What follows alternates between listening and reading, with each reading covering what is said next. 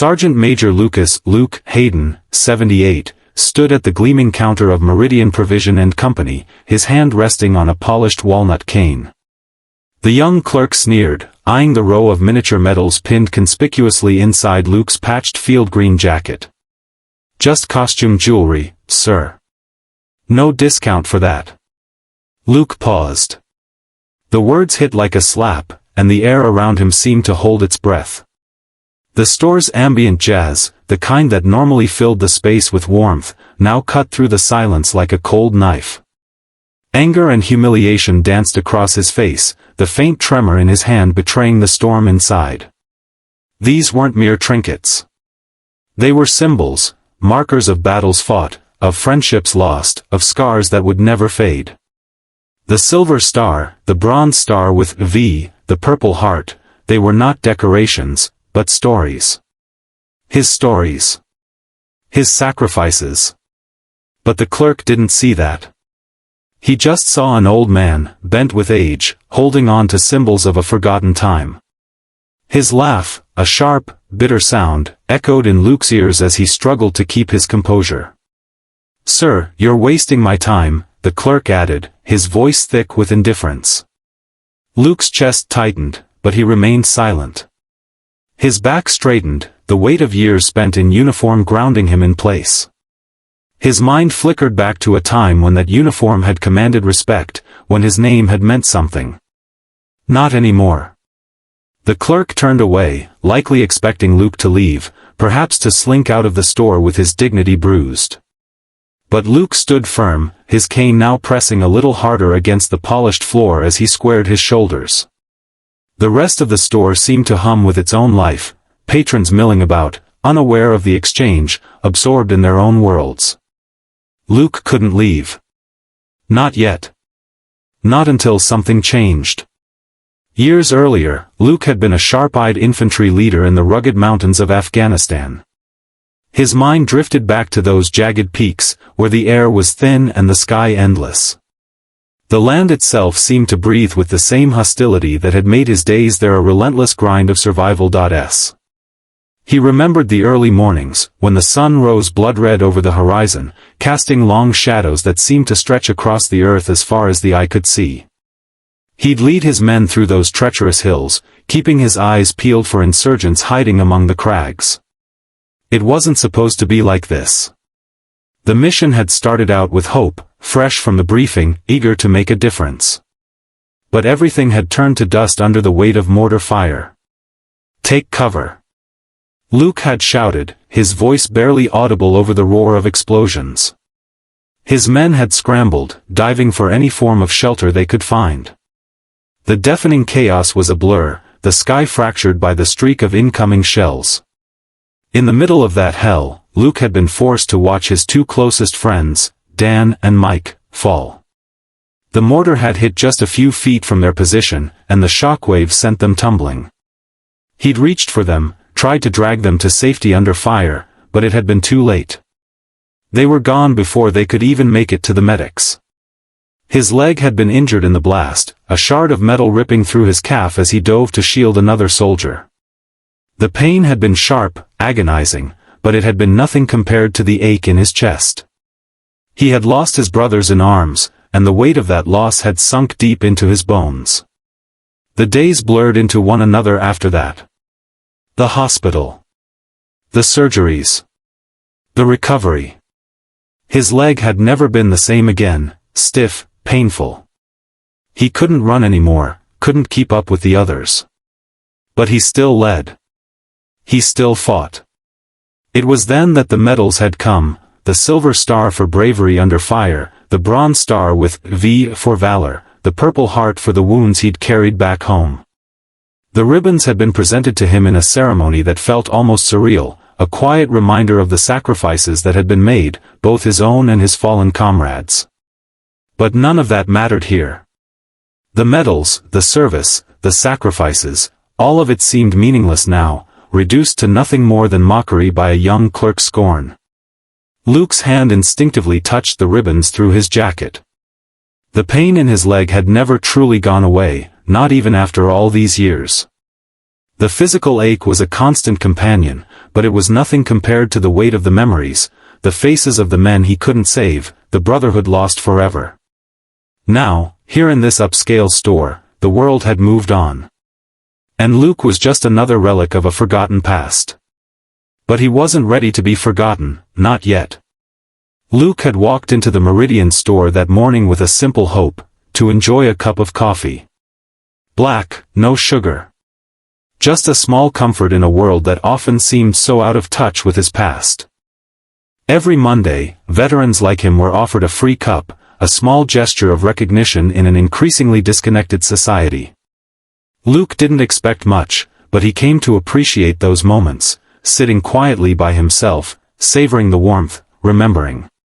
It wasn't about the coffee, it was about the peace he felt in the simplicity of it all. The morning sun streamed through the large windows of the store, casting warm golden light over the high-end furniture and sleek glass counters. The clinking of porcelain cups and the hum of light jazz filled the air, soothing, familiar. It was a place of quiet luxury, a contrast to the harshness of his memories. The ambience was crafted for comfort, for calm, and Luke had always found solace in such spaces. But today was different.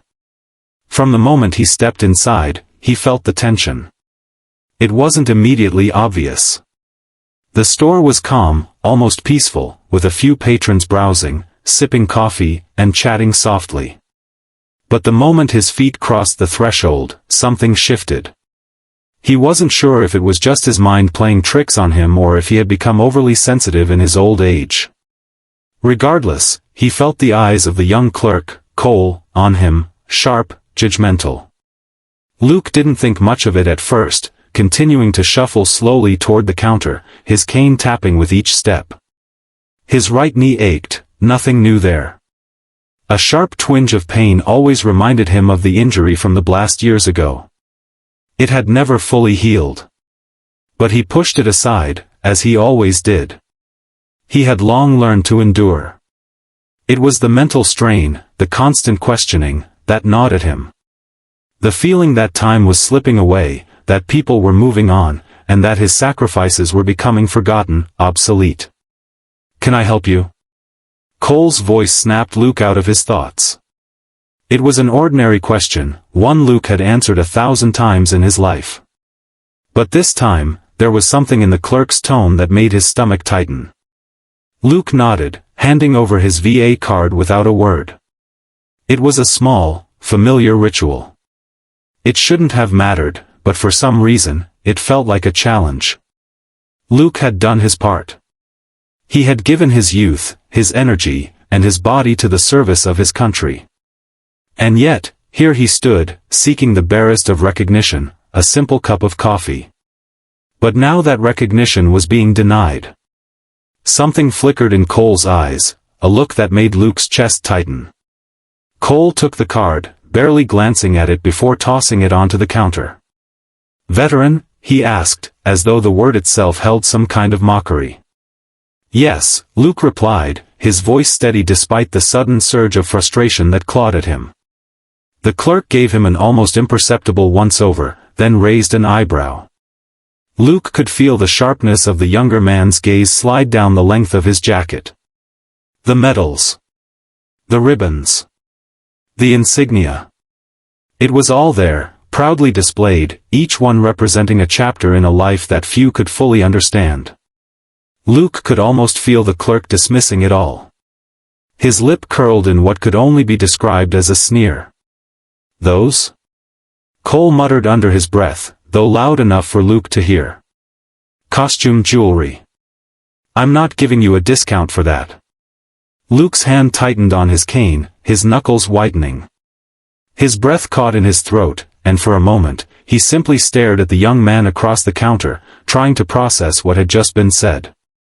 Costume jewelry. The words echoed in his head, stinging with a venom that went far beyond the insult to his medals. It was the complete disregard for what those medals meant, not just for him, but for every person who had fought beside him, for every sacrifice made in service to a country that seemed to be losing touch with its own history. The clerk's gaze turned away, as if expecting Luke to shrink back, to apologize for even daring to exist in this space. But Luke stood firm, feeling the weight of his body settle more heavily on his cane. He wanted to speak, to correct the young man, to remind him that those medals represented more than just a past life.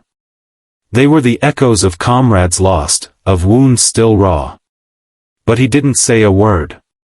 He couldn't. Something inside him told him that nothing he could say would matter to someone like Cole. He could tell by the look in the young man's eyes that the concept of sacrifice, of duty, was something foreign to him. "Sir, I said no discount," Cole repeated, his tone now sharp, impatient, as though Luke had somehow inconvenienced him. The clerk's hand hovered over the register, but his eyes never left Luke, as if daring him to object. The bitterness that had begun to pool in Luke's chest slowly spread. He should have walked away. Should have left, gone home, and found something to take his mind off the insult. But it wasn't just about the coffee anymore. It wasn't just about the discount. It was the principle, the recognition that had been denied, the dignity that had been trampled underfoot. It wasn't just about him. It was about all the men and women who had served, who had given everything, only to be forgotten by the very people they fought for. Luke glanced around the store. The other patrons, a mix of businesspeople and casual shoppers, were oblivious to the exchange. A few of them had noticed, but none made eye contact. Some shifted uncomfortably, but no one spoke up. It was the kind of passive indifference that Luke had come to expect in the years after he returned home, people too wrapped up in their own lives to acknowledge the sacrifices of others. He stood there for a long moment, staring at the clerk, fighting the urge to lash out. He could feel the anger rising in his chest, but something held him back. He wasn't sure if it was pride or exhaustion, but in that moment, he realized that he didn't need their acknowledgement. He didn't need their validation. He had carried enough weight in his life. But the humiliation was something else entirely. Finally, he paid. Full price. No fight. No words. He wasn't going to make a scene. Not here. Not now. As Luke handed over the money, the clerk barely glanced at him. There was no apology, no recognition of the wrong done. The clerk turned away to ring up the next customer, dismissing Luke entirely.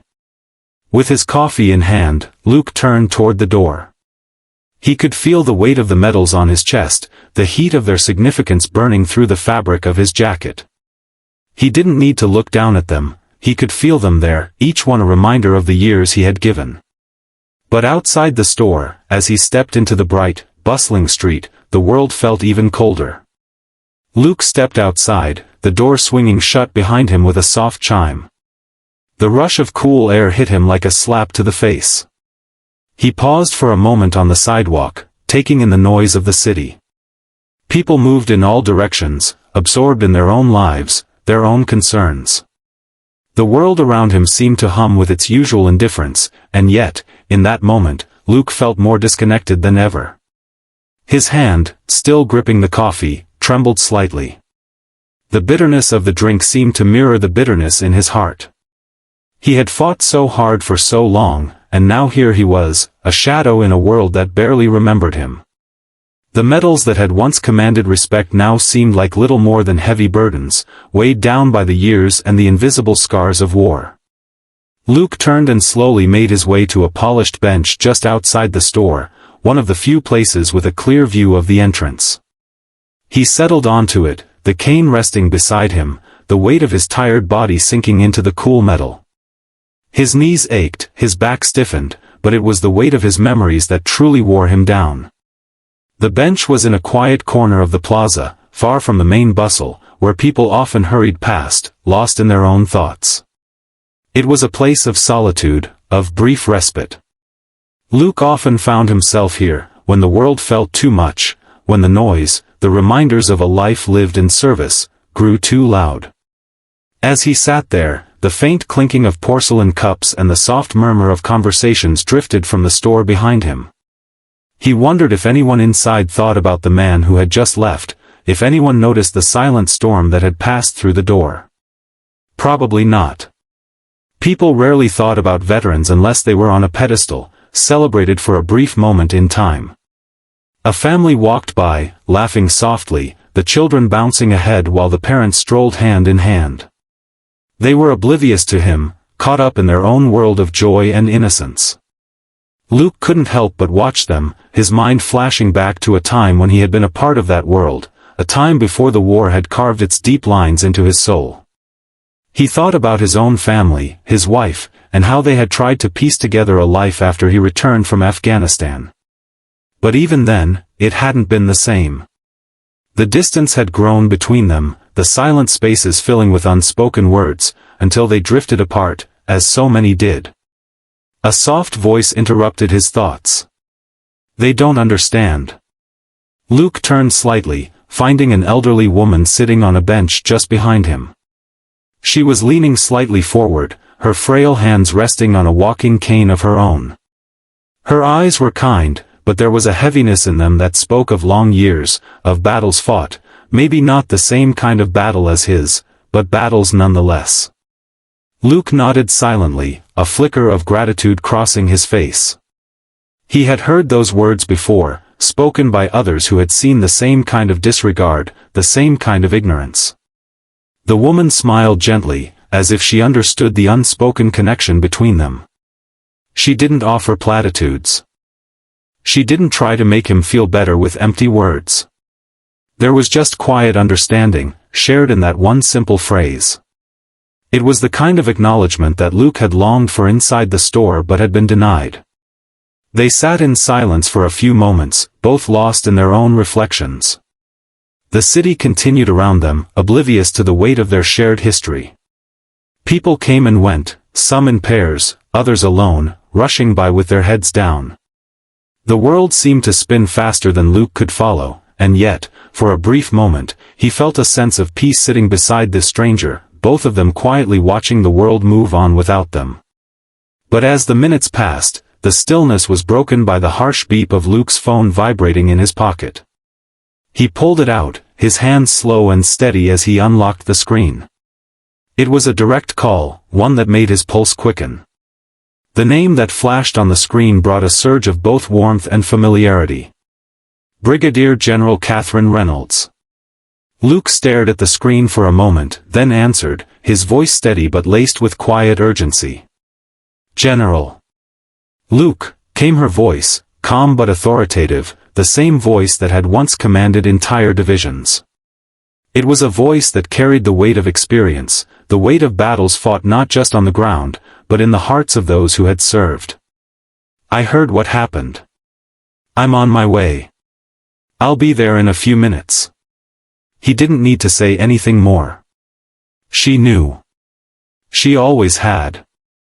General Reynolds had been his commanding officer, his protector in the toughest of times. She had always been the one to step in when things seemed too much to bear, the one who fought for him when no one else would. "Thank you," Luke whispered, more to himself than to her. He could already feel the warmth of her presence coming, the relief of knowing that someone still cared, that someone still remembered the true meaning of service.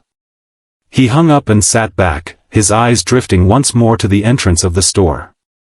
As he watched the door swing open and shut, he wondered if Cole would still be behind the counter, still oblivious to the storm he had caused. He wondered if the other patrons had noticed what had transpired, if any of them had seen the injustice for what it was. But then, he remembered the woman beside him and the simple, understanding words she had offered. Maybe they didn't need to understand. Maybe, for once, it was enough to know that someone, somewhere, still did. The world moved on, as it always did. But Luke knew, as he sat there on the bench, that today would be different. It didn't take long for General Catherine Reynolds to arrive. Within 8 minutes of their phone call, the hum of the city seemed to pause, replaced by the crisp, purposeful rhythm of boots hitting pavement. Luke barely had enough time to process the emotional relief that surged within him before she appeared, sharp and confident as always. Reynolds walked with a presence that demanded attention, the kind that couldn't be diminished by time or retirement. She was dressed in a navy blazer, her silver hair neatly pulled back into a bun, a flag pin prominently displayed. It was the same sharp, authoritative figure that had commanded respect on the battlefield and beyond. Luke rose slowly from the bench, his hand brushing the top of his cane. His chest felt lighter, as if the weight of the past few hours was starting to lift. The anger that had simmered beneath his skin began to cool, replaced by something more familiar, respect. The kind of respect Reynolds had earned countless times over. "I heard what happened," she said as she approached, her voice calm but strong, every word carrying the weight of her rank and experience. She didn't need to ask the details, she knew exactly what had transpired. "I've seen it before," Luke muttered, his gaze falling briefly. The humiliation still stung, but he didn't want to admit how deeply it had cut him.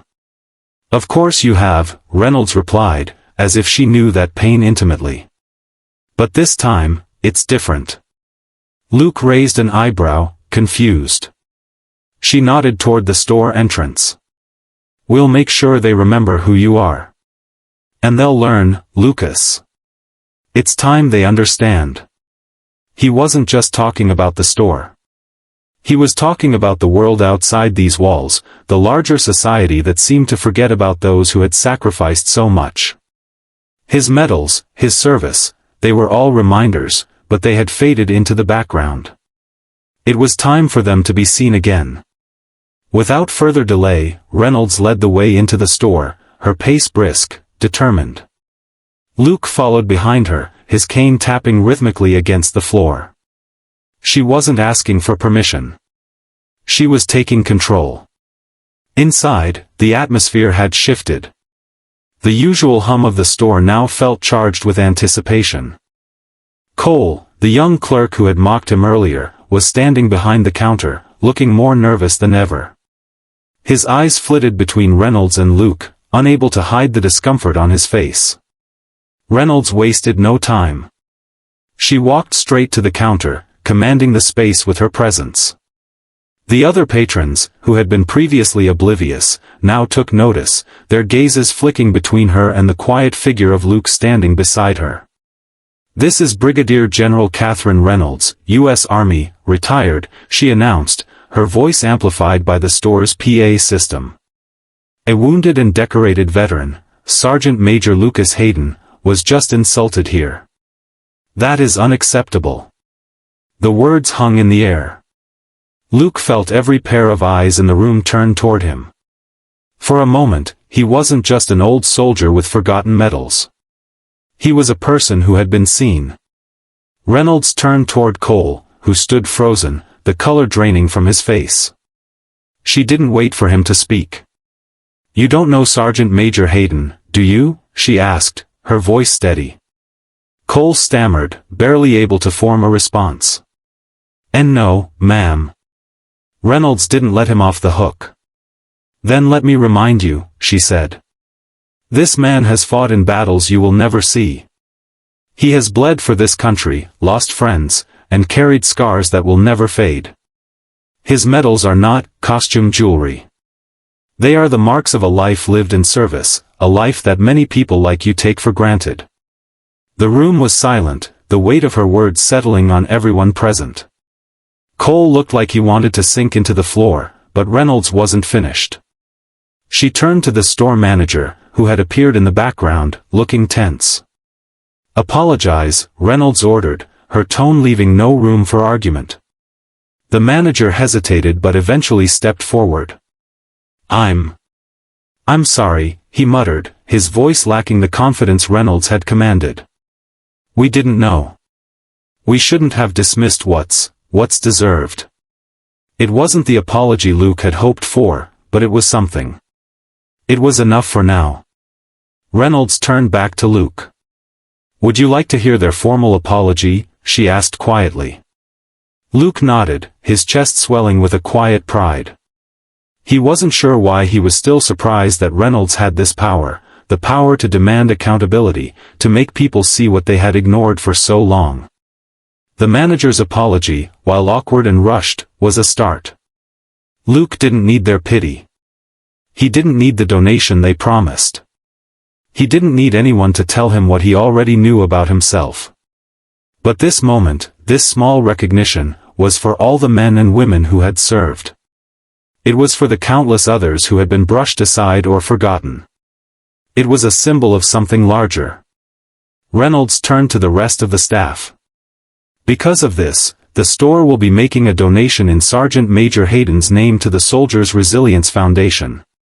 And you will all be attending a mandatory sensitivity training led by veterans who actually understand what it means to serve. Cole's face flushed with shame, and the other employees exchanged uncomfortable glances. But they couldn't argue. They had been caught, called out by someone who wasn't afraid to remind them of the sacrifices they took for granted. As Reynolds led Luke toward the exit, she stopped for a moment and turned to him. "You did well, Luke," she said, her voice softer now, free from the sternness that had filled the room moments before. "You didn't need to fight. But you've made them see. Now, they'll remember." Luke nodded, a faint smile tugging at his lips. He had fought battles in the past, but today, he had won without raising a hand. For the first time in years, the weight of the medals around his neck felt a little lighter. The next morning, a small crowd gathered outside Meridian Provision and Company, their chatter filled with a mix of curiosity and intrigue. News of what had transpired the day before had spread quickly, whispers at coffee shops, social media posts, and even a brief mention on the local news. The story of the veteran, the insult, and the general's intervention had sparked something deeper, something people weren't used to talking about: respect. Luke stood quietly at the corner of the plaza, watching the crowd form. His cane rested against his side, its weight still familiar but no longer a reminder of weakness. His medals, now polished and gleaming in the morning light, caught the attention of passers-by, their quiet glances both curious and respectful. But today, they weren't just seeing the ribbons, they were seeing him. They were seeing the story behind those ribbons, the sacrifice they represented. The transformation had begun, and it wasn't just about the store or the apology anymore, it was about the community recognizing something they had long overlooked. Across the street, a local news crew was setting up, their cameras focused on the entrance of Meridian. A reporter stood near the curb, mic in hand, interviewing a few people from the crowd about the unusual turn of events the day before. They weren't just talking about a veteran and a store clerk, they were talking about a larger issue: how easily respect for service was forgotten, how the weight of those who fought for their country had become invisible to those who hadn't. Luke didn't mind the attention, not now. The focus wasn't on him, it was on something bigger. It was on the stories of countless veterans, many of whom had faced the same dismissal he had. It was about bringing that reality into the light and forcing people to see what had been hidden in plain sight. A soft voice broke him from his thoughts. "Sergeant Major." It was Reynolds. She was standing beside him, her navy blazer still immaculate, but today there was something else in her posture, something warmer, a kind of quiet satisfaction that hadn't been there the day before. "General," Luke greeted her, nodding in respect. She smiled. "You didn't want this, did you?" "No," he admitted, his gaze fixed on the crowd. "I didn't. But it's not about me. It's about making sure they understand." Reynolds nodded, her expression softening. "Exactly. It's about making people see the truth that veterans aren't just symbols on a holiday, they're real people, living with the weight of their service every single day. You've opened a door, Lucas. Now, they'll have to step through it." Luke didn't respond immediately. His thoughts were elsewhere, back on the morning after the incident, when he had almost walked away. When he had felt that bitter sting, that feeling of being left behind. But now, as he stood there beside Reynolds, watching the people begin to recognize his sacrifices, the bitterness had faded. He was part of something larger now. His past, his pain, had a place in the conversation. The door to the store swung open, and the manager, who had apologized the day before, stepped out, holding a small plaque in his hands. He made his way toward Luke and Reynolds, the store's logo embossed at the top of the plaque. "We've decided to do something permanent," the manager said, his voice still carrying the awkwardness of the previous day but laced with genuine respect. "A plaque. To honor all who have served." Luke raised an eyebrow, his gaze falling on the plaque. "We've also decided to give veterans 15% off every day," the manager continued, clearly trying to make amends. "This is about more than just one incident. It's about recognizing what's been overlooked." Luke nodded slowly. It wasn't just a gesture. It was a start. It was the beginning of a shift, a small one, but still significant. People would come to see that plaque, read the words, and remember that respect wasn't just a one-time offering. It was an ongoing commitment. The crowd began to murmur as the manager placed the plaque next to the entrance. It was subtle, unassuming, but powerful. It wasn't just a sign, it was a symbol of something that would outlast any single moment of conflict. As the cameras snapped, the reporters asked Luke to stand beside the plaque, his medals catching the light as he stood proudly next to General Reynolds. She placed a hand on his shoulder, her eyes meeting his with quiet acknowledgement. They didn't need to speak, the weight of the moment spoke for them both. The ceremony was brief, but as Luke turned to leave, he couldn't shake the feeling that something had shifted. The store would reopen soon. The staff would be more attentive. Cole, the clerk, would likely be working today. But for all the discomfort and anger Luke had felt the day before, today he felt something else. Something more hopeful. As they walked away, Reynolds turned to him. "I'll be here for the next seminar on veteran dignity," she said with a wry smile. "I know you'll be speaking at one of them soon." Luke smiled back, his gaze lifting to the street ahead of them.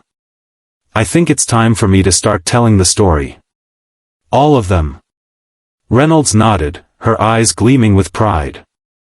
"You've earned it." The streets were filled with the usual noise and bustle, but for Luke, it felt quieter, somehow. More at peace.